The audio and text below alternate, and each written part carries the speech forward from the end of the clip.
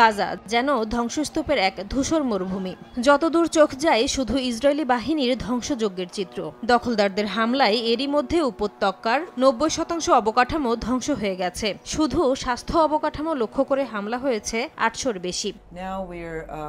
এমন অবস্থায় গাজার সংক্রামক রোগও নিয়ন্ত্রণের বাইরে চলে যাচ্ছে বলে সতর্ক করেছে বিশ্ব স্বাস্থ্য সংস্থা। কায়রোতে এক সাক্ষাৎকারে সংস্থাটির আঞ্চলিক পরিচালক হানান বালখি বলেন, মেনিনজাইটিস, ডায়রিয়া, শ্বাসতন্ত্রের সংক্রমণ সহ নানা রোগে বড় ধরনের বিপর্যয়ের মুখে গাজাবাসী। যুদ্ধবিরতির কারণে গাজায় খাদ্য ও জরুরি চিকিৎসা সহায়তা পৌঁছানো সম্ভব হলেও সেখানে অনেক চ্যালেঞ্জও রয়েছে বলে জানান তিনি।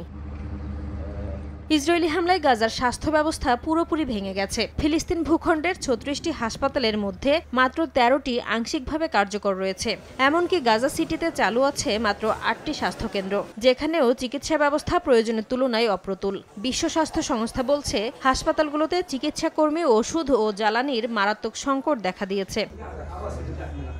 জাতিসংঘের তথ্য অনুযায়ী ইসরায়েলি হামলায় গুরুতর আহত হয়েছেন অন্তত ৪২,০০০ মানুষ, যাদের ১/৪ শিশু। গত ২ বছরে জন্ম নেওয়া অসংখ্য শিশু এখনো কোনো টিকা পায়নি। নানা শারীরিক সমস্যার পাশাপাশি উপত্যকার বাসিন্দারা মানসিক স্বাস্থ্য ঝুঁকিতে রয়েছে। এদিকে গাজার হাসপাতাল পুনর্গঠনে $1 বিলিয়ন খরচের পাশাপাশি দশকের পর দশক সময় লাগবে বলেও ধারণা সংস্থাটির। নাসরিন রুমি, সময় সংবাদ।